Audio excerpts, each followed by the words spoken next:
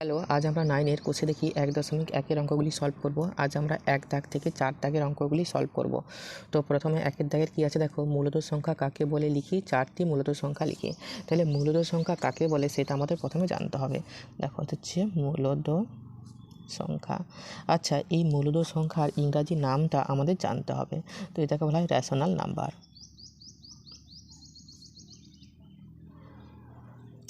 এরপর এই যে রেশনাল থেকে আমরা এই রেশিও শব্দটি নেব।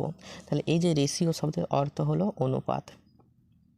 আচ্ছা, অনুপাত বলতে কি বুঝি বলো, এরকম একটা ইস্টুর চিহ্ন থাকে, এখানে একটা সংখ্যা থাকে আর এখানে একটা সংখ্যা থাকে।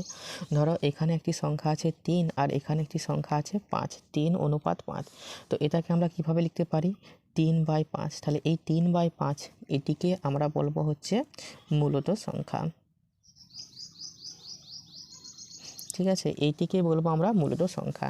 এবারে দেখো এই যে 3টাকে যদি আমরা পি ধরি আর 5টাকে যদি আমরা কিউ ধরি, তাহলে আমরা বলতে পারি p/q সমান হচ্ছে 3/5। তাহলে 3/5 তখন হচ্ছে মূলদ সংখ্যা।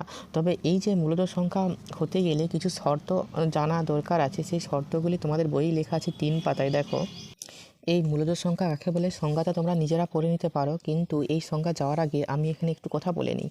তো এই যে p/q দেখতে পাচ্ছ, p/q সমান হচ্ছে 3/5। এই হচ্ছে 3/5, এটিকে কি বলা হলো, মূলদ সংখ্যা। তাহলে এই যে 3/5 অর্থাৎ পি এর মান এখানে কি বলো, পি সমান হচ্ছে 3 আর কিউ সমান কি, কিউ সমান হচ্ছে এখানে 5। ঠিক আছে, তো এখানে মূলত সংখ্যা হতে গেলে এই পি এবং কিউ এই দুজনকে হতে হবে পূর্ণ সংখ্যা। এবারে পূর্ণ সংখ্যা কি সেটা তোমাকে জানতে হবে। তো পূর্ণ সংখ্যা কি, যদি আমি একটি সংখ্যা রেখা আঁকছি এখানে দেখো, তো সংখ্যা রেখার মিডিলে থাকে 0 আর সংখ্যা রেখার ডান দিকে প্লাসের ঘর আর বাঁ দিকে হচ্ছে মাইনাসের ঘর। তো এখানে একটি নির্দিষ্ট দূরত্ব বজায় রেখে এরকম দাগ রাখে, তাহলে 0-এর পরে হচ্ছে পজিটিভ মান অর্থাৎ +1 +2 +3, আর 0-এর বাঁ দিকে হচ্ছে ঋণাত্মক মান, তার মানে 0 অপেক্ষা যেগুলো ছোট -1 -2 -3 এগুলো হচ্ছে ঋণাত্মক মান। তাহলে আমাদের এখানে পূর্ণ সংখ্যা মানে পি এবং কিউ দুজনকে পূর্ণ সংখ্যা হতে হবে। তাহলে পূর্ণ সংখ্যা বলতে বোঝায় যে এই 0-এর পরে যে এই পজিটিভ মানগুলো এবং 0-এর পরে যে নেগেটিভ মানগুলো, এগুলো একত্রে হয়ে যাচ্ছে পূর্ণ সংখ্যা। ঠিক আছে, তো এবার দেখো আমি এখানে +3 করেছি, এখানে কিন্তু আরও সংখ্যা থাকতে পারে। পূর্ণ সংখ্যার কখনো শেষ হয় না, এখানেও কিন্তু আরও অসীম সংখ্যা থাকতে পারে। অর্থাৎ এখানে 1 কোটি, 1.5 কোটি, 2 কোটি মাইনাস, এখানেও -3 কোটি, 4 কোটি, 8 কোটি, 10 কোটি, অসংখ্য সংখ্যা থাকতে পারে। ঠিক আছে, তাহলে আমরা কি বুঝতে পারলাম, 0-এর পরে এই যে প্লাসের দিকটা আর এদিকে 0-এর এই বাঁ দিকে মাইনাসের দিকটা, এই তিনটেকে একত্রে বলা হচ্ছে পূর্ণ সংখ্যা। ঠিক আছে, পূর্ণ শব্দের অর্থ কী, তাহলে পূর্ণ সংখ্যা, এই যে পূর্ণ সংখ্যা, পূর্ণ শব্দের অর্থ কী, পূর্ণ শব্দের অর্থ হলো গোটা, অর্থাৎ যে সংখ্যাটাকে আর ভাঙা যায় না, এই ভাঙা চলবে না।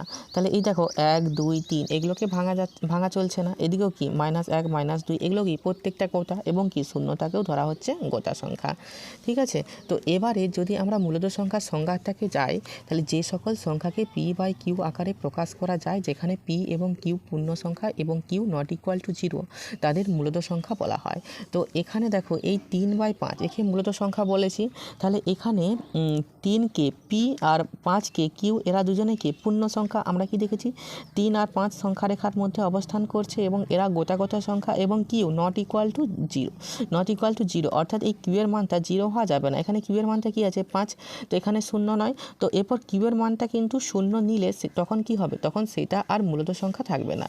তো এবারে যদি আমি কিউ এর মানটা ধরো এখানে 0 নিই, তাহলে কি হবে, ধরো তাহলে আমি এখানে p/q লিখছি, তাহলে p এর মানটা আমি এখানে যেমন 3 ছিল 3 নিচ্ছি, আর q এর মানটা এখানে 0 নিচ্ছি।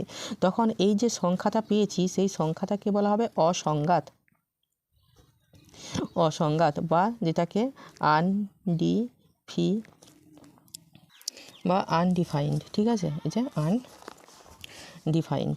তো কেন আনডিফাইন্ড বলা হচ্ছে দেখো, তার মানে এখানে আমরা এরকম বলতে পারি যে 3/0 সমান কিছু তো একটা সংখ্যা পাবো। তো ধরো এখানে আমি এক্স সংখ্যা পেয়েছি, ঠিক আছে। এবার দেখো এক্সের নিচে কিছু নাই মানে আমি এখানে 1 লিখতে পারি। এবার যদি আমরা বজ্র গুণন করি, কোনাকুনি গুণ করি, তাহলে এক্সের সাথে আমরা 0 গুণ করব, তার মানে এক্স গুণ 0 সমান 3-এর সাথে আমরা 1 গুণ করব, 3 গুণিত 1। তাহলে বা এক্সের সাথে যদি 0 গুণ করি 0, আর 3-এর সাথে 1 যদি গুণ করি 3। এবারে তুমি আমাকে বলো যে 0 সেই কি 3? মানে তোমার কাছে 0 টাকা আছে মানে কি তোমার কাছে 3 টাকা আছে? তোমার কাছে 0 টাকা আছে মানে কি তোমার কাছে কোনো টাকাই নাই, তাহলে এখানে কি তোমার 3 টাকা আছে। তাহলে এটা হচ্ছে 0 নট ইকুয়াল টু 3। এই কারণে এখানে কি বলা হয়, এটাকে বলা হচ্ছে আনডিফাইন্ড বা অসংজ্ঞাত। আচ্ছা, মূলদ সংখ্যা আরও কিছু উদাহরণ নিয়ে ব্যাপারটা ক্লিয়ার করে বোঝা যাক।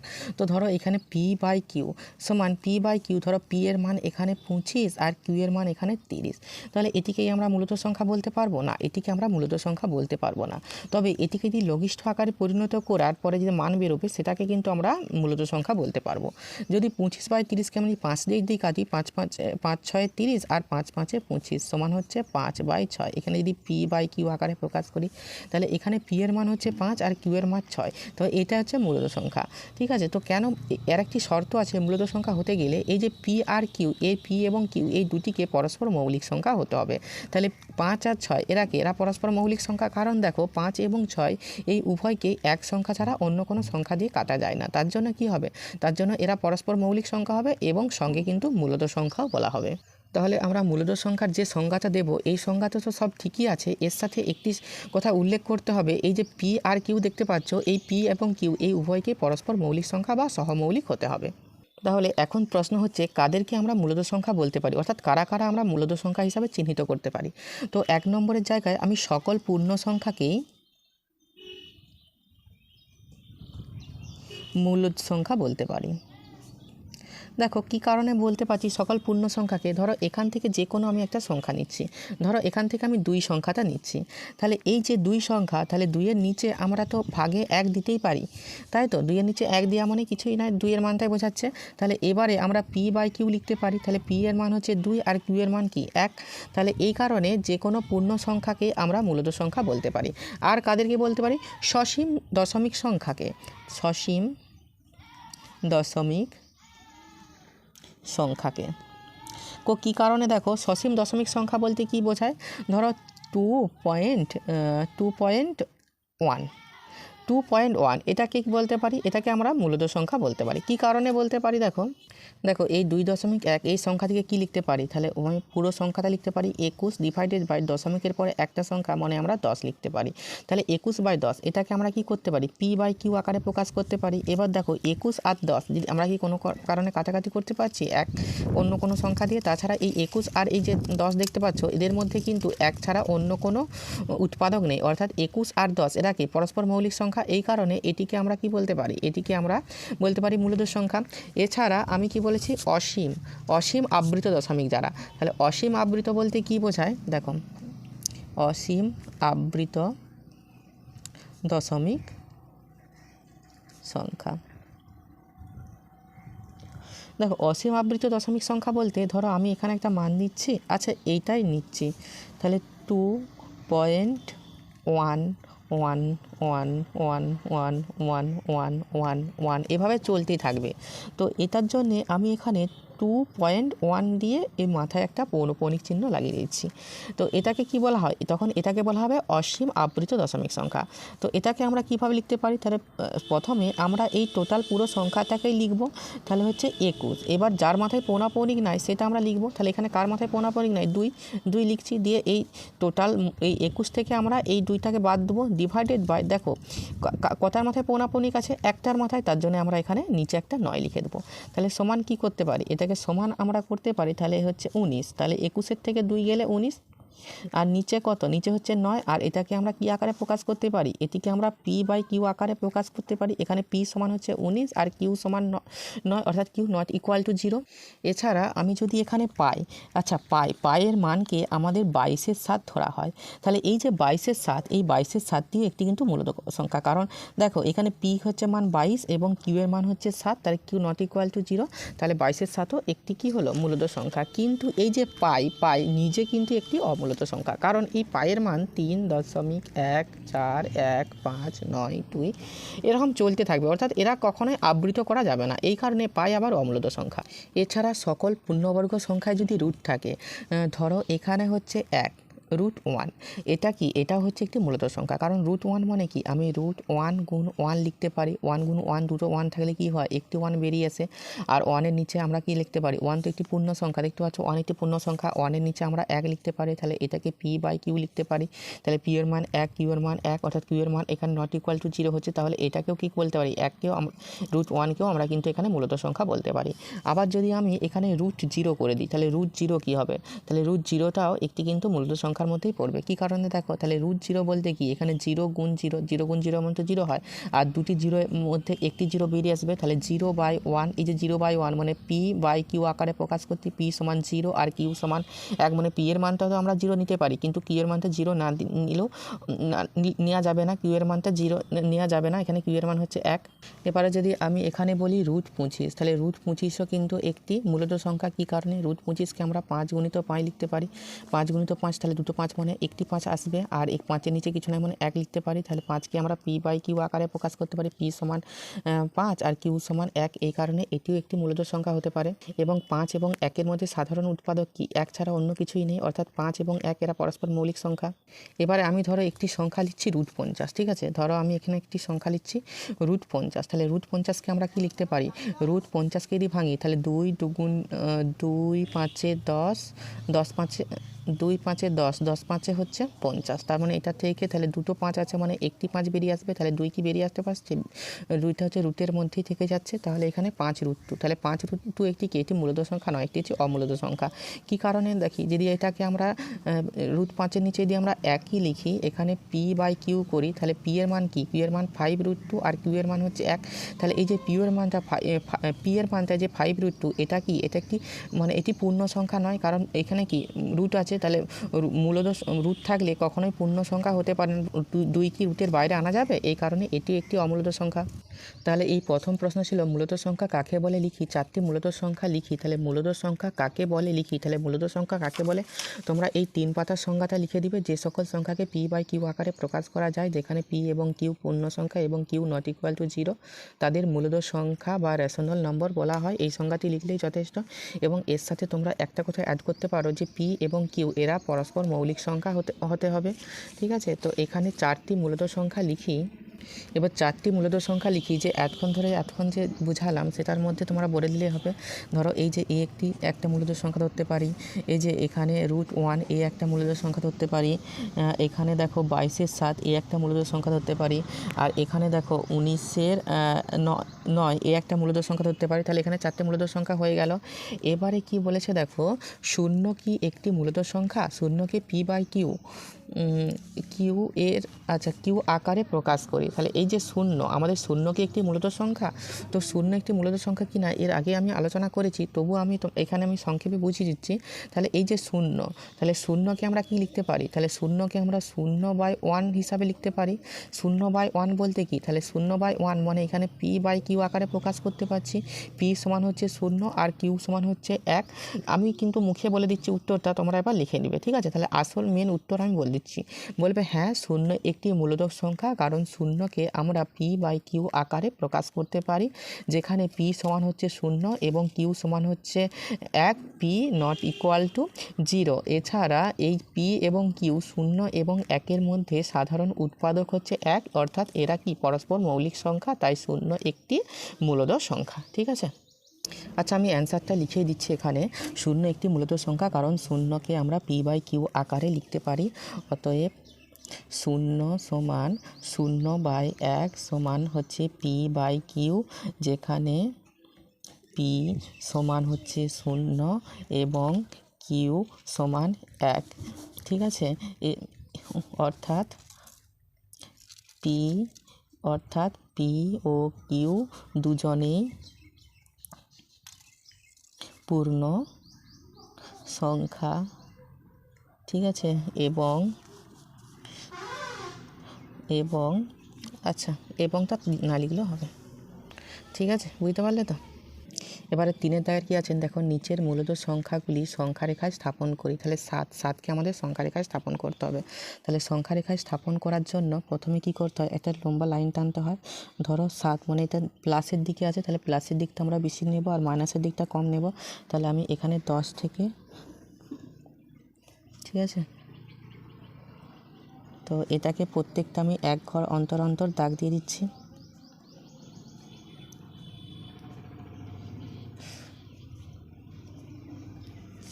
এখানে অ্যারো চিহ্ন দিয়ে দিচ্ছি। আর 7 ঘর লাগবে, তাহলে যেহেতু এটা হচ্ছে প্লাসের দিক, তাহলে প্লাসের দিকটা বেশি রাখবে। যদি আমরা গুনে নিই 1 2 3 4 5 6 7, এক ঘর বেশি নিচ্ছি। এখানটা আমরা 0 করে দিচ্ছি, দিয়ে এভাবে আমাদের দিয়ে দিতে হবে। আর এটা হচ্ছে +1 +2 +3 +4 +5 +6 +7, আর এটি হচ্ছে -1, এদিকটা হচ্ছে মাইনাসের ঘর। আর এটাকে এরকম অ্যারো চিহ্ন দিয়ে দেখাতে হবে। আর দেখাতে হচ্ছে কি +7, তাহলে 7 এখানে এই জায়গাটায় আমরা অ্যারো গোল দেবো। আর এটা হচ্ছে PQ সংখ্যা রেখা লিখতে হবে, ঠিক আছে। এখানে লিখবে যে PQ সংখ্যা রেখায়, এটা হচ্ছে একটা কিউ, আচ্ছা এটা হচ্ছে কিউটা আমি এইখানে দিচ্ছি। আর এইটার নাম দিচ্ছি N। PQ সংখ্যা রেখায় N বিন্দুতে 7 স্থাপন করা হয়েছে, ঠিক আছে। এবারে কি আছে, -4। তাহলে -4 যদি আমরা সংখ্যা রেখা স্থাপন করি, কি করে করতে পারি দেখো। তাহলে আমরা মাইনাসের দিকটা বেশি নেব। তাহলে আমরা এখানে অল্প সংখ্যায় নিচ্ছি, ধরো 7টা নিচ্ছি। এখান থেকে আমরা এখানে 4 পর্যন্ত যাচ্ছি। আর প্রত্যেক এক ঘর অন্তর অন্তর আমি এখানে দাগ নিয়ে নিচ্ছি। তো আমরা এখানে অ্যারো চিহ্ন দিয়ে দিই। তাহলে এখানটায়, তাহলে এই দিকটা কি হয়, প্লাসের দিক হয় ডান দিকটা, আর এই দিকটা বাঁ দিকটা হচ্ছে মাইনাসের ঘর হয়। তাহলে আমাদের দরকার কি, √4। তাহলে আমরা ঘরগুলো একটু গুনে নিই, 1 2 3 4 5, এক ঘর একটু বেশি রেখে দেওয়াই ভালো, ঠিক আছে। এরপর এইটা দেখে আমরা এটা মাঝে হয় 0, ঠিক আছে, এটা মাঝে হয় 0। আর এই দিকটা যেহেতু মাইনাসের ঘর, তাহলে -1 -2 -3 -4, আর এটি হচ্ছে +1। আমাদের দেখাতে বলেছিল কি -4, তাহলে এখানে -4। আর এইটা বিন্দুতে আমি কে দিচ্ছি, আর এই সরেখাটা x, আর এখানে দিচ্ছি y, দিয়ে লিখে দিবে যে XY সংখ্যা রেখায় কে বিন্দুতে, আর কেটা এরকম দিয়ে দিবে, কে বিন্দুতে -4 স্থাপন করা হলো। আর -4তে এরকম করে দেখাবে, এটাও 7 স্থাপন করা হলো, এভাবে দেখাবে। এবারে যেটি স্থাপন করতে হবে যে 3-এর 5। তো 3-এর 5 কীভাবে সংখ্যা রেখায় স্থাপন করব, তার আগে তোমাদের 2-4 কথা জানা দরকার। একটা হচ্ছে ধরো প্রকৃত ভগ্নাংশ, আর একটা জানবে অপ্রকৃত ভগ্নাংশ। প্রকৃত ভগ্নাংশ কি না, প্রকৃত ভগ্নাংশ হচ্ছে এখানে ধরো ভগ্নাংশ মানে কি, লব বাই হর হয়। তাহলে লবটা হবে সবসময়, লবটা হবে ছোট আর হরটা হবে বড়, মানে এরকম 3/5। ধরো এই 3/5 মানে লব ছোট হর বড়। আর অপ্রকৃত ভগ্নাংশ এর উল্টো, মানে উপরে হবে বড়, মানে 5/3, এইভাবে হবে ভগ্নাংশ। যত সব অপ্রকৃত ভগ্নাংশ আছে সংখ্যা রেখায়, তাদের অবস্থান 0 থেকে 1-এর মধ্যে হবে। তো এটা কি যত সব প্রকৃত ভগ্নাংশ আছে, উল্টো বলা হয়ে গেল, যত সব প্রকৃত ভগ্নাংশ আছে সেই প্রকৃত ভগ্নাংশগুলি সংখ্যা রেখায় অবস্থান 0 থেকে 1-এর মধ্যে হবে। তো আমি 3-এর 5 কীভাবে আঁকছি দেখো। তাহলে প্রথমে আমি একটি স্কেলের সাহায্যে একটা প্রথমে স্কেল আঁকছি। ধরো আমি এখানে 6 সেমি একটা স্কেল নিচ্ছি। তো 6 সেমি স্কেলটা হচ্ছে এখান থেকে আমি এইভাবে এঁকে নিচ্ছি। আর প্রত্যেকটা 1 সেমি অন্তর অন্তর আমি এখানে দাগ দিয়ে নিচ্ছি। এবার এইদিকে একটা অ্যারো চিহ্ন, আর এদিকে একটা অ্যারো চিহ্ন বুঝিয়ে দিচ্ছি, আর এখানে 0 রাখছি। আচ্ছা, এই দিকটা হচ্ছে তোমার প্লাসের ঘর, আর এই দিকটা হচ্ছে মাইনাসের ঘর। তো এদিকটা হচ্ছে এই দিকটা হচ্ছে +1 +2, এদিকে +3, আর এদিকটা হচ্ছে -1। আমি কি বলেছি, যত সমস্ত প্রকৃত ভগ্নাংশ আছে সব প্রকৃত ভগ্নাংশগুলো হচ্ছে 0 থেকে এই 1-এর মধ্যে অবস্থান করে। তাহলে 3-এর 5 একটি প্রকৃত ভগ্নাংশ, তাহলে এর অবস্থান 0 থেকে শূন্য থেকে একের মধ্যে হবে, তাহলে এখানে 5 আছে।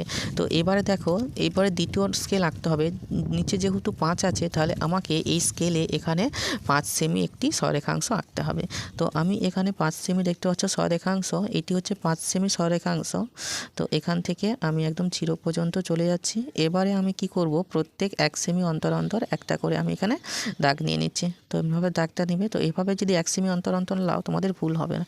এবারে 1 থেকে আমি এইখানটায় একটা আমি যোগ করে দিচ্ছি, আবার এদিকেও 0 থেকে আমি এই শেষ বিন্দু পর্যন্ত একটা যোগ করে দিচ্ছি। এবার আমি যে কেটে নিয়েছি 1 সেমি করে, এগুলো আমিও পেনে করে বড় করে দাগ নিয়ে নিচ্ছি। তো এটা 0 মানে এখানে 1 মানে এখানে, তাহলে আমাদের 3-এর 5 বসাতে হবে। দেখো এই শুরুটা কি থেকে হবে, শুরুটা হবে 0/5 দিয়ে। তাহলে 0/5 হলো, তারপরে 0-র পরে কি আছে, 0-র পরে আমাদের 1 আছে। তাহলে প্রথমে তাহলে দেখো 0-র পরে তো 1, তাহলে 1/5, তারপরে 1-এর পরে কি হয় 2, তাহলে 2/5, তাহলে 2-এর পরে কি হয় 3/5, 3-এর পরে কি হয় 4/5, 4/5-এর পরে কি হবে 5/5। এবারে দেখো আমাদের কি দেখাতে বলেছিল 3/5, তো আমি এখানে 3/5 একটা রাউন্ড করে দেবো, আর এখানে ধরো এল বিন্দু দিয়ে দিচ্ছি। এবার দেখো 5/5 মানেই কিন্তু 1, কি কারণ দেখো 5-এ কি হবে, কেটে গেলে 1 হয়, তার জন্য এই 5/5টা না লিখাই ভালো। এবারে 0/5 মানে কি, এই 0/5 মানেও 0, তার মানে দেখো এই যে 0/5 মানেও কিন্তু 0, 0 যদি এখানে 10ও থাকে তার মানেও কিন্তু এখানে 0। এবারে আমাদের এই বড় সংখ্যা রেখাটার নাম দিতে হবে। ধরো এটা হচ্ছে PQ সংখ্যা রেখা। এবারে যেটা লিখতে হবে যে PQ সংখ্যা রেখায়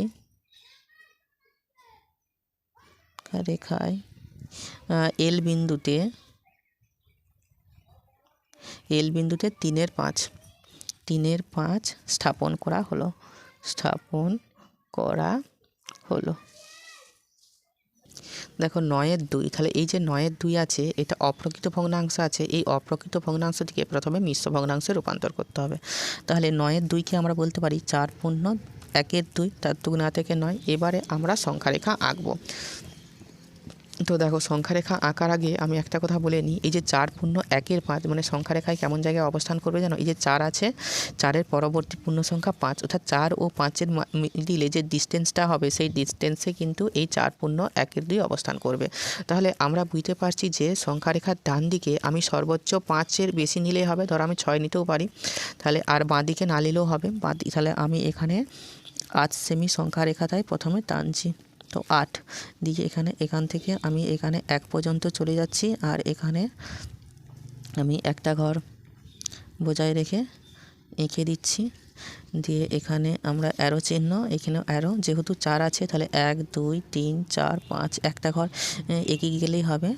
এইভাবে এই মিডিলে হচ্ছে 1 0, আর এটা প্লাস, আর এটা হচ্ছে মাইনাস, এটা হচ্ছে ধরো +1, এটাকে ধরতে পারো +2, এটাকে ধরতে পারো +3, এটাকে ধরতে পারো +4। ঠিক আছে, আর একটা ঘর নিতে হবে, এটা হবে +5। তো আমাকে একটু বাড়াতে হবে, আমার এটা একটু ভুল হয়ে গিয়েছিল।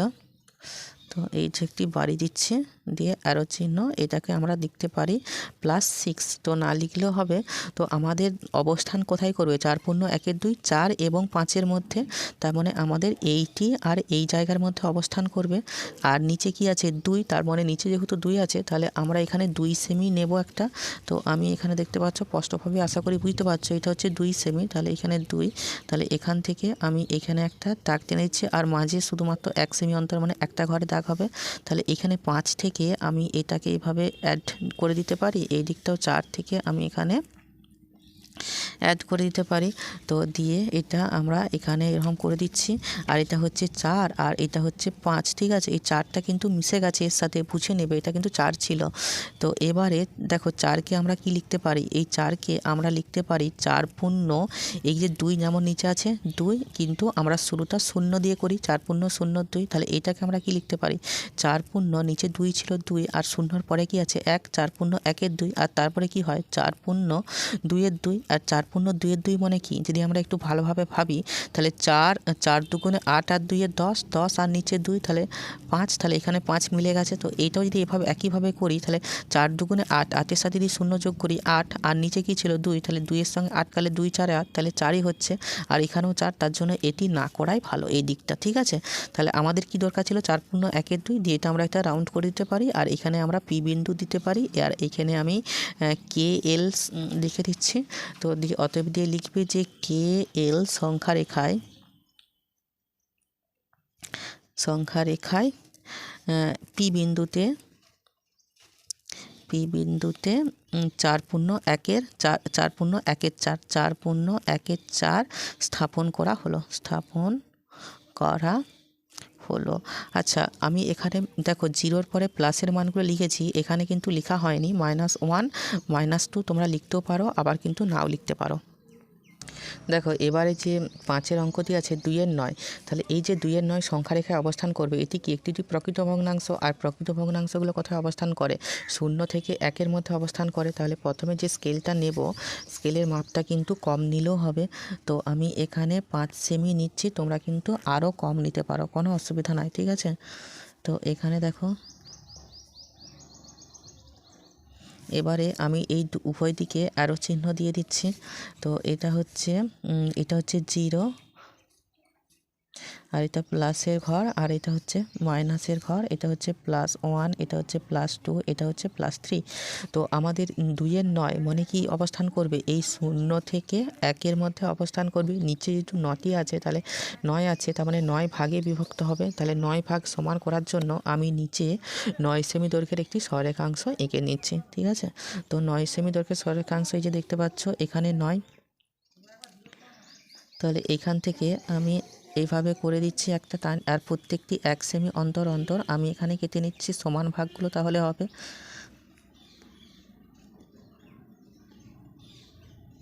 এবারে আমরা এই যে এই 1 থেকে আমরা এইটা যোগ করে দেব, আবার এই দিকটাও আমরা এই 0 থেকে এই দিকটা যোগ করব। তো এইভাবে আমরা একটু বাড়িয়ে দিই রেখাংশগুলো। তাহলে এটা হচ্ছে 0, তাহলে এখানে 0, আর এটা হচ্ছে 1, এধারে হচ্ছে 1, তাহলে 0। তাহলে 0কে আমরা কি লিখতে পারি বলো, যেহেতু 9 আছে তাহলে আমরা 0/9 লিখতে পারি। তারপরে আমরা লিখতে পারি 0-র পরে কি আছে 1, তাহলে 1-এর 9, 1-এর পরে আছে 2, তাহলে 2-এর 9, তারপরে 3-এর 9, তারপরে 4-এর 9, তারপরে 5-এর 9, তারপরে 6-এর 9, তারপরে 7-এর 9, তারপরে 8-এর 9, আর সবকার শেষে আমরা 9-এর 9 লিখতে পারি। আর 9 9 কেটে গেলে কি হয়, 1 হয়। তাহলে এই 1-এর সাথে এই 1 মিলে গেল। আর 0-র 9 মানে কি, 0-র 9 মানে কিন্তু সেই 0ই হয়। তাহলে এটা কিন্তু লেখার দরকার নাই। তো এবারে আমাদের 2-এর 9 দেখাতে হবে। তো 2-এর 9 হচ্ছে এই জায়গাতে অবস্থান করছে। ধরো এটা একটা বিন্দু দাও পি, আর এই বড় সরেখাংশর নাম দাও ধরো x আর z। তো এখানে লিখে দিবে যে x z সংখ্যা রেখায় মূলদ সংখ্যা 2-এর 9 পি বিন্দুতে স্থাপন করা হলো। এবারে আছে 11-র 5। এই যে 11-র 5 এটি অপ্রকৃত ভগ্নাংশ। তাহলে যে মিশ্র ভগ্নাংশে যদি পরিণত করি তাহলে 2 পূর্ণ এখানে 5 লি, 5 × 10 = 11, তাহলে 2 পূর্ণ 1-এর 5। তো যেটি সংখ্যা রেখায় অবস্থান করবে এখানে আছে 2 পূর্ণ, তার মানে 2 আর 3-এর মাঝে এটা অবস্থান করবে। তাহলে আমরা সংখ্যা রেখাটা এইভাবে আঁকবো। দেখো তাহলে প্রথমে স্কেলটা কিন্তু কম দৈর্ঘ্য নিলেও বিশেষ কিছু অসুবিধা হবে না। তো আমি এখানে 6 পর্যন্তই থাক, ঠিক আছে। তাহলে 6 পর্যন্ত প্রথমেরটা আমরা এঁকে নিচ্ছি। এবারে আমি এখানে 1 সেমি অন্তর দাগগুলো দিয়ে দিচ্ছি এদিকে আর এদিকে অ্যারো চিহ্ন। আর এটা ধরো যেহেতু প্লাসের দিকে অবস্থান করছে তাহলে আমি এইখানটায় 0ই দিচ্ছি, মাইনাসের দিকটা না দিলেও হবে। এই দিকটা হচ্ছে প্লাস, আর এটা হচ্ছে +1, এটা হচ্ছে +2, এটা হচ্ছে +3, আর এটা হচ্ছে +4। তাহলে 2 পূর্ণ 1-এর 5, তার মানে এই 2 আর 3, এই 2 আর 3-এর মধ্যে অবস্থান করবে। যেহেতু নিচে 5 আছে তাহলে 5টি ভাগ হবে নিচে, তাহলে 2 এবং 3-এর মধ্যে 5টি ভাগ হবে। তাহলে এই 5টি ভাগ সমান করার জন্য আমি এখানে 5 সেমি একটি সরেখাংশ এঁকে নিচ্ছি। তাহলে এই যে দেখতে পাচ্ছি এটি 5 সেমি একটি সরেখাংশ আমি এখান থেকে টেনে নিচ্ছি। এবারে প্রত্যেকটি এক ঘর অন্তর অন্তর আমি এখানে সুন্দরভাবে দাগ দিয়ে নিচ্ছি, তোমরাও ভালোভাবে দাগ নিবে কিন্তু।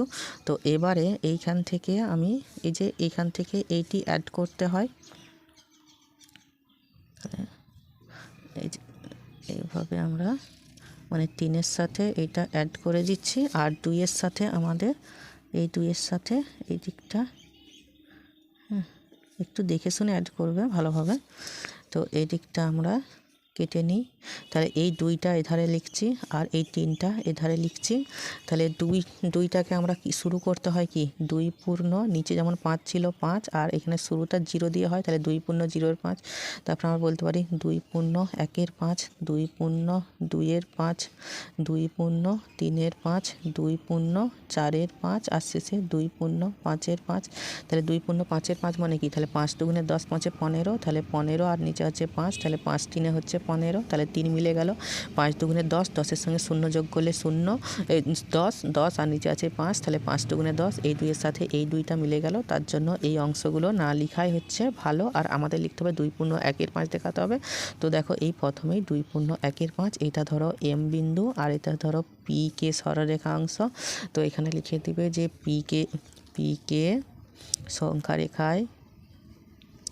রেখায় মূলদ সংখ্যা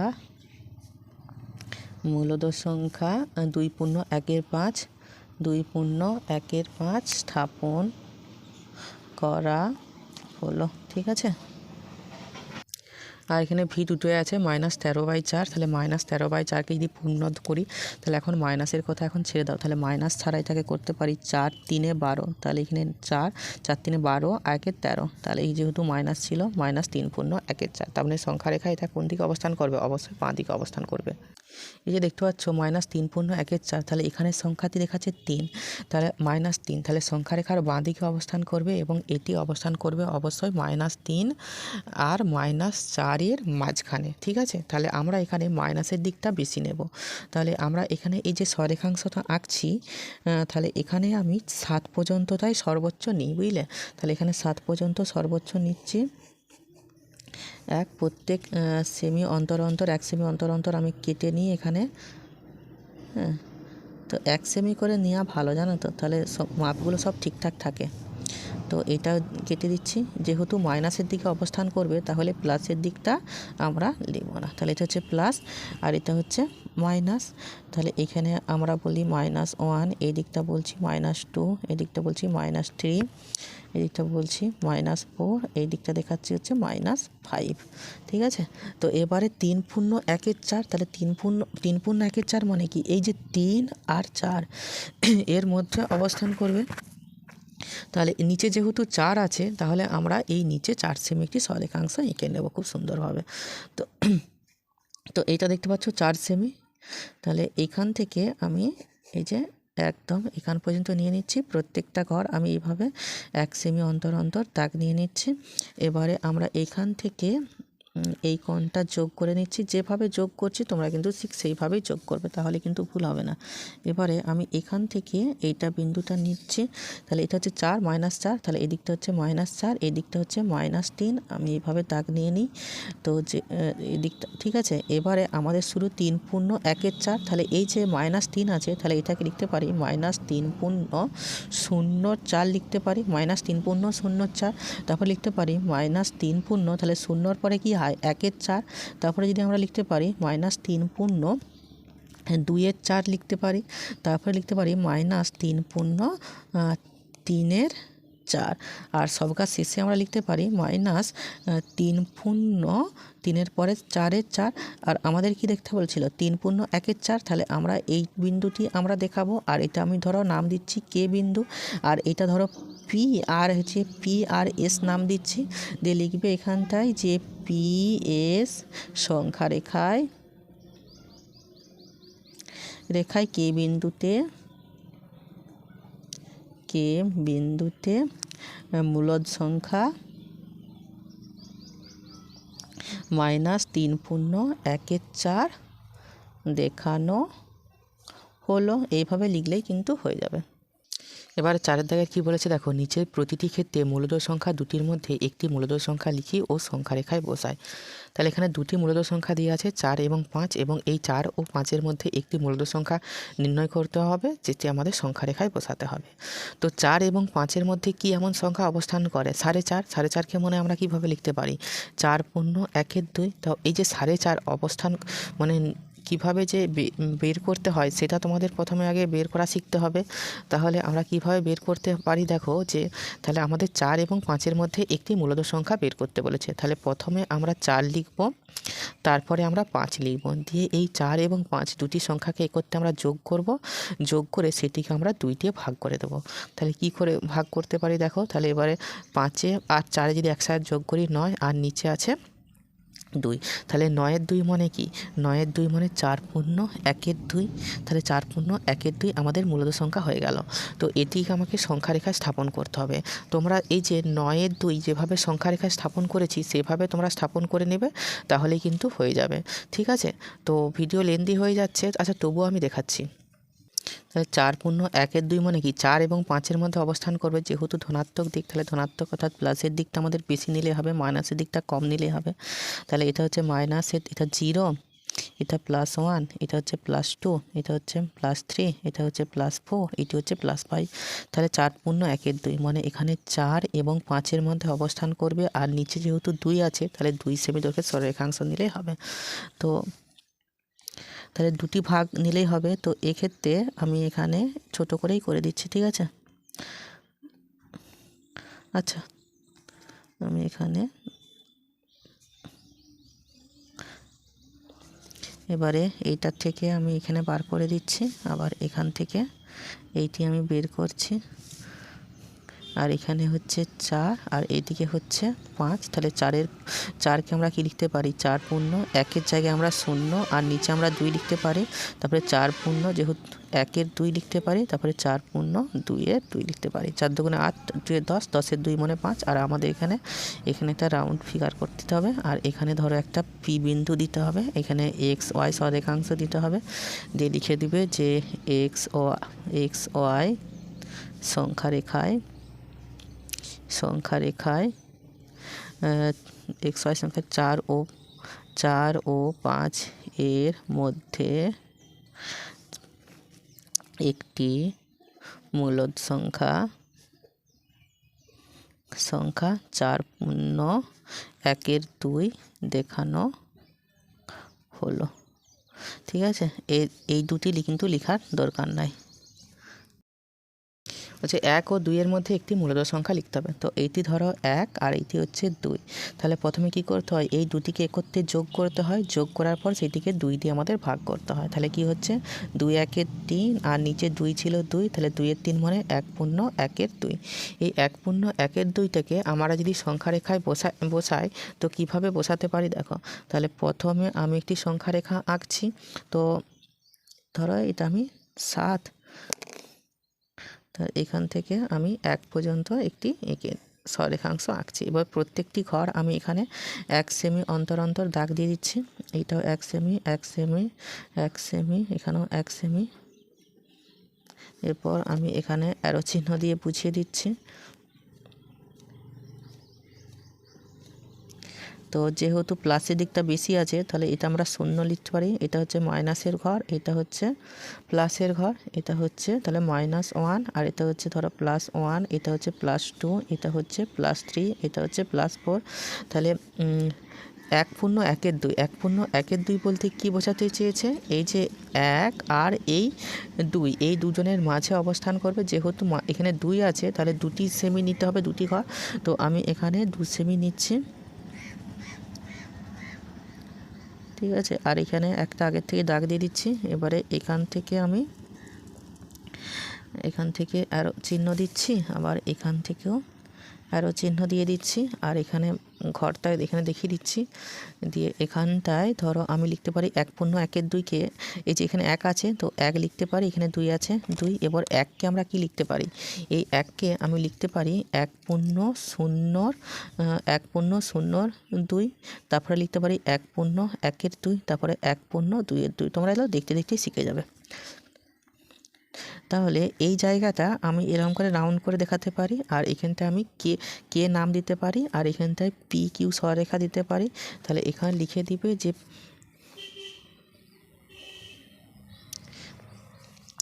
PQ সংখ্যা রেখায়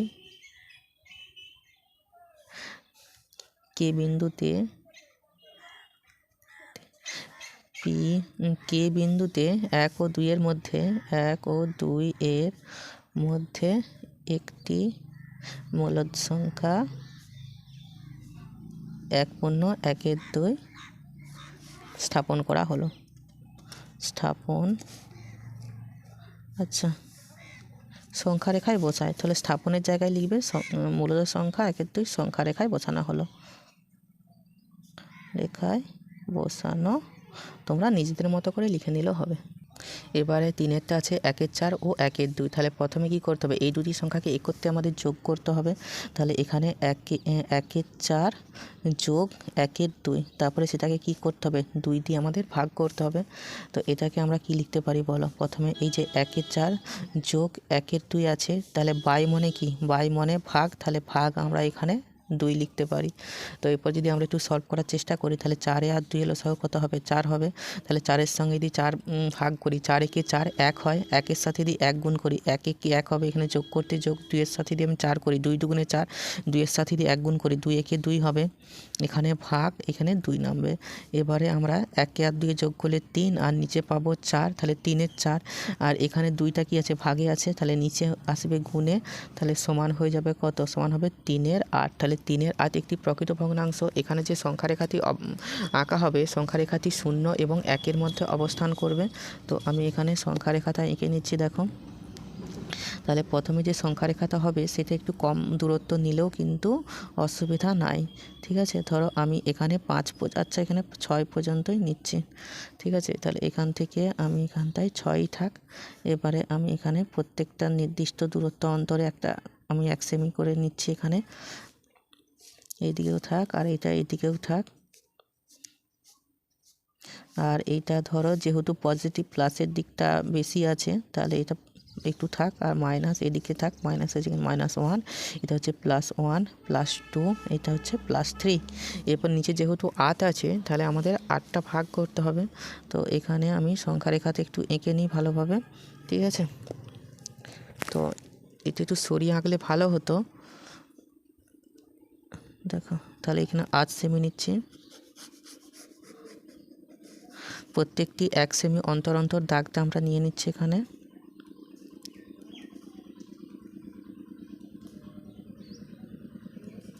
এবারে এই যেহেতু এইটা আর এইটা যোগ হবে, কারণ প্রকৃত ভগ্নাংশ অবস্থান করে এইভাবে 0 ও 1-এর মধ্যে, তো আমরা এভাবে যোগ করে দিতে পারি। আবার এই 0 থেকে এই দিকটাও বেশ ভালো করে আমরা যোগ করে দেবো। তাহলে এই যে শূন্যটা দেখতে পাচ্ছ, এই শূন্যটা এখন এই ধারে চলে আসবে, এই 1টা এখন এই প্রান্তে চলে এলো। এরপর আমাদের শূন্যটাকে কি লিখতে পারি, তাহলে শূন্যটাকে যেহেতু 3-এর 8 আছে, তাহলে শূন্যটাকে আমরা 0/8 লিখতে পারি। এইটাকে আমরা 0, তারপরে 0-র পরে 1, তাহলে 1/8, তারপরে 2/8, তারপরে এটাকে 3/8, তারপরে এখানে 4/8, 5/8, 6/8, এখানে 7/8। আমাদের 3-এর 8 দেখাতে হবে, তাহলে 3-এর 8 হচ্ছে এইটা, আর এটা হচ্ছে N বিন্দু, আর এটা সংখ্যারেখাটা হচ্ছে PQ সংখ্যারেখা দিয়ে। অতএব দিয়ে আমাদের লিখতে হবে যে PQ সংখ্যারেখায় PQ সংখ্যারেখায় N বিন্দুতে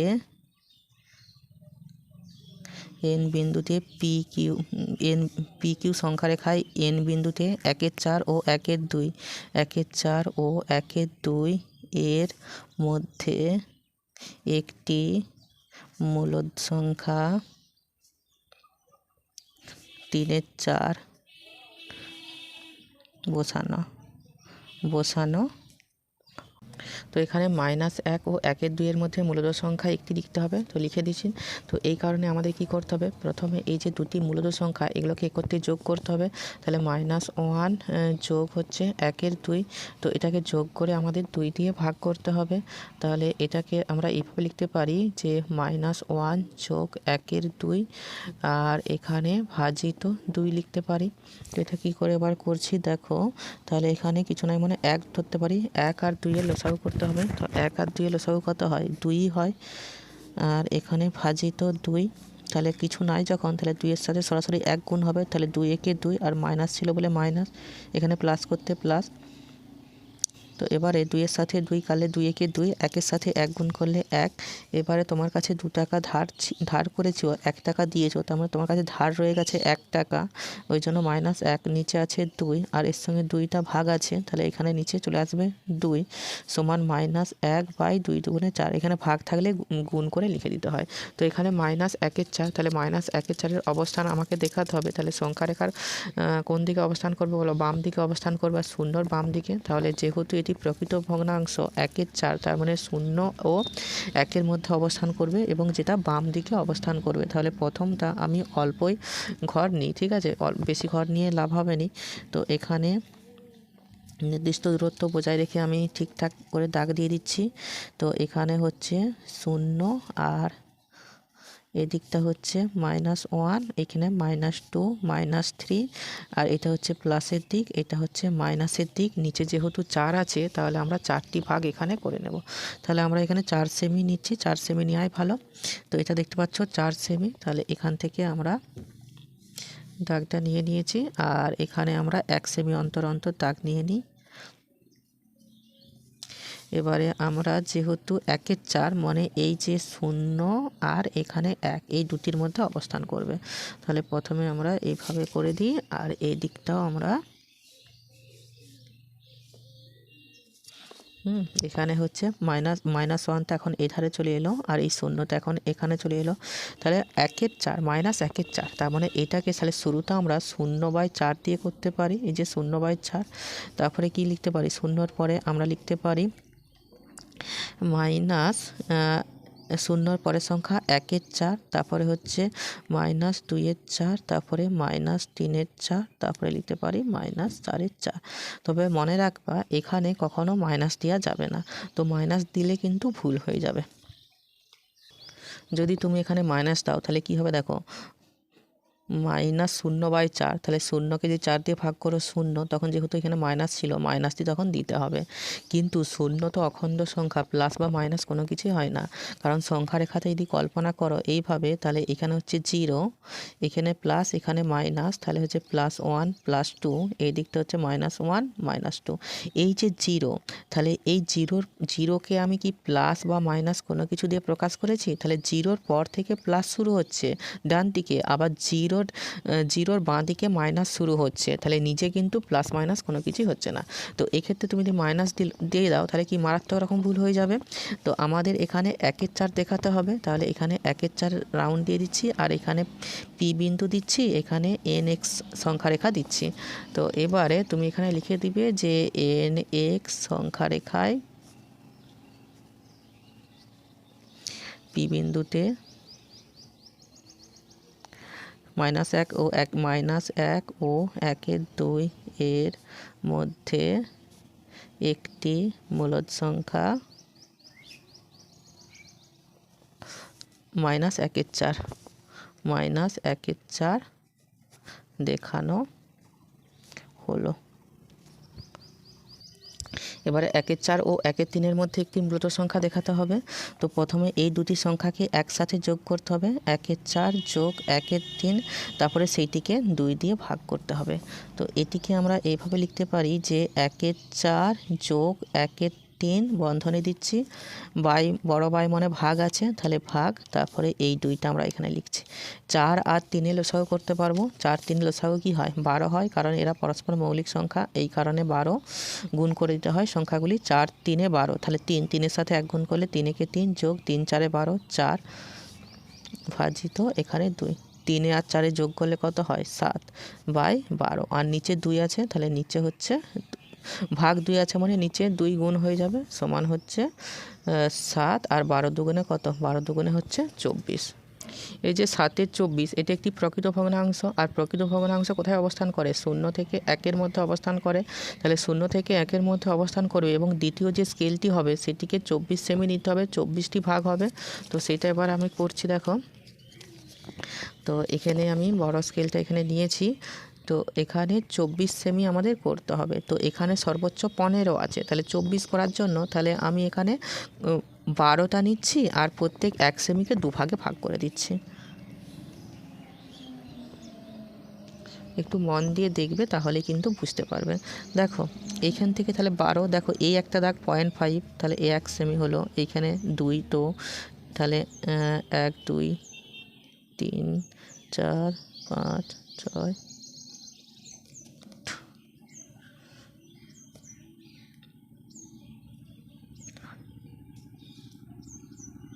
12 13 14 15।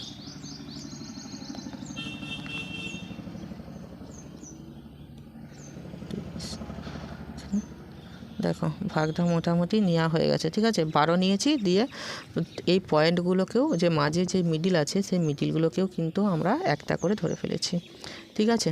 24, আচ্ছা 24টা আগে নেওয়া হয়ে গেল, কিন্তু তার আগে তোমাকে একটা ছোট স্কেল করতে হতো। আচ্ছা আমি ছোট স্কেলটা আগে করা উচিত ছিল, এটা আমি এখনই করে দিচ্ছি। তো এই যে, তো এটা হচ্ছে মিডিল, 1 সেমি অন্তর অন্তর নিচ্ছি।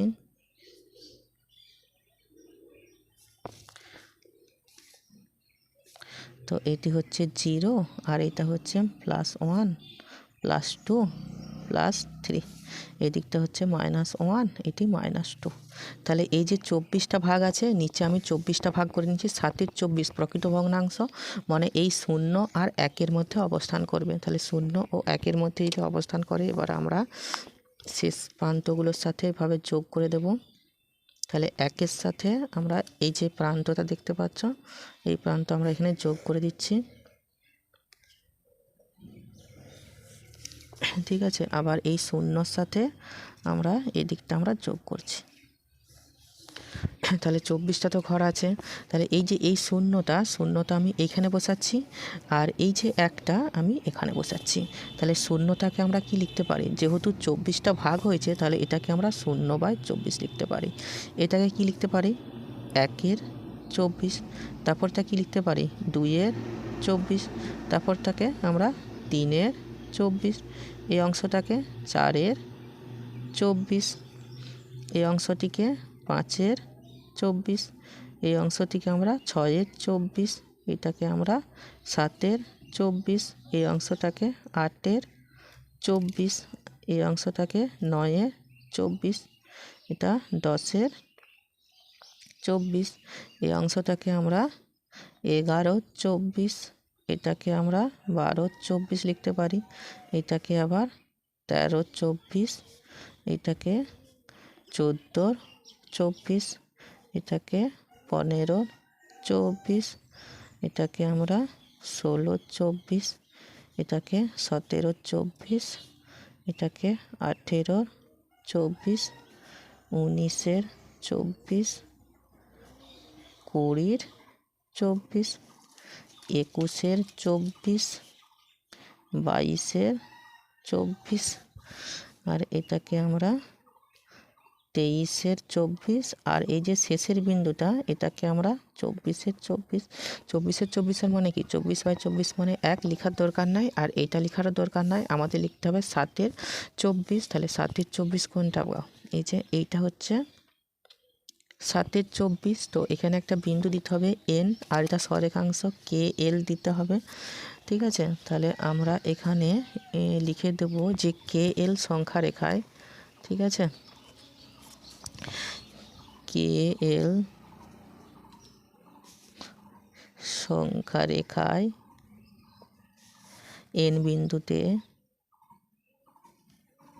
1-এর 4 ও 1-এর 3 এর মধ্যে একটি মূলদ সংখ্যা 7 × 24 দেখানো হলো। আর একটি অঙ্ক আছে -2 ও -1। তো এটা করার জন্য কি হবে, প্রথমে আমরা এই দুটিকে একত্রে যোগ করব। তাহলে -2 যোগ -1, যেহেতু এটি মাইনাস আছে এই জন্য একটি বন্ধনী নিতে হবে, ডিভাইডেড বাই এটিকে 2 দিয়ে আমাদের ভাগ করতে হয়। তাহলে এখানে -2 করতে -2 প্লাসে মাইনাসে হয় মাইনাস, এখানে হচ্ছে 1 আর নিচে 2 ছিল 2 সমান 2 টাকা ধার, আবার এখানে 1 টাকা ধার, তার মানে 3 টাকা ধার, ধার মানে বিয়োগ, আর নিচে আছে 2, তাহলে হচ্ছে -3/2। তো -3/2কে আমরা কি করতে পারি, এখন ধরো এই মাইনাসটি নাই, তাহলে আমরা লিখতে পারি 1/1/2। এবারে আমরা মাইনাস দিয়ে দেবো। তাহলে এই যে -1/1/2, তাহলে এটি সংখ্যা রেখার বাঁ দিকে অবস্থান করবে, এবং যেহেতু 1 পূর্ণ আছে তার মানে এখানে -1 আর হচ্ছে -1 আর -2 এর মাঝে কিন্তু এটা অবস্থান করবে। এবার সংখ্যা রেখাটা আঁকি। তাহলে প্রথমে সংখ্যা রেখাটা আঁকা যাক। তাহলে প্রথমে একটু মানে কম দৈর্ঘ্য স্কেল নিলে হবে, তো আমি এখানে 7ই নিচ্ছি, ঠিক আছে। তো যে কোনো স্কেল নিলেই হয়, তো আমি এখানে 7 সেমি নিয়েছি। এবারে প্রত্যেক 1 সেমি অন্তর অন্তর আমি একটু দাগ নিয়ে নিচ্ছি, অ্যারো চিহ্ন দিয়ে দিচ্ছি দুদিকটা। যেহেতু মাইনাস, তার মানে মাইনাসের দিকটা বেশি নিলে হবে, তো এইটা আমি 0 করছি, আর এইটা আমরা +1 রাখছি। আর এটা হচ্ছে মাইনাসের দিক, এখানে হচ্ছে +1 +2, সরি এটা হচ্ছে -1, এটা হচ্ছে -2, এটা হচ্ছে -3, আর এটা হচ্ছে -4। তাহলে -1/2, তার মানে এই যে সংখ্যা রেখায় যে অবস্থান হবে, এই যে 2 আর এই যে মানে 1 আর 2 এর মাঝে, আর যেহেতু 1 আছে, 1 পূর্ণ, যেহেতু 1 পূর্ণ যেহেতু আছে, তাহলে 1 আর 2 এর মাঝে, আর নিচে যেহেতু 2 আছে, তাহলে আমরা নিচে 2 সেমি একটি সংখ্যা সরলরেখাংশ আঁকলেই যথেষ্ট। তাহলে এখানে আমরা 2 সেমি সংখ্যা রেখা আর মাঝে একটা আমি এখানে ভাগ নিয়ে নিচ্ছি। তো এবারে আমরা এখান থেকে এই বিন্দুই যোগ করে দিচ্ছি, আর এখান থেকে আমরা এই বিন্দুই যোগ করেছি। এইটা 2 -2টা এখানে চলে এলো, আর এই -1টা এখন এখানে উঠে গেল। তাহলে এইটাকে আমরা কি লিখতে পারি, তাহলে এটাকে আমরা লিখতে পারি -1/2। তাহলে -1, এই যে এইটা চেঞ্জ হয়, তাহলে 0/2 নিচে হচ্ছে 2, তারপরে -1/0 পরবর্তী সংখ্যা 1, তাহলে -1/2, তারপরে বলতে পারি -2/2, তাহলে -2/2। আমাদের দেখাতে কি বলেছে, -1/2, তাহলে আমি এটা একটু বক্স করে দিচ্ছি, আর এটা আমি P নাম দিচ্ছি, এটা হচ্ছে S, আর এখানে T নাম দিচ্ছি। তো এবারে লিখবে যে ST সংখ্যা রেখায় P বিন্দুতে -1/1/2 আচ্ছা, দেখানো হলো। একটু ভালো করে লিখতে পারো যে ST সংখ্যা রেখায় P বিন্দুতে -2 ও -1 এর মধ্যে একটি মূলদ সংখ্যা -1/1/2 দেখানো হলো। Thank you.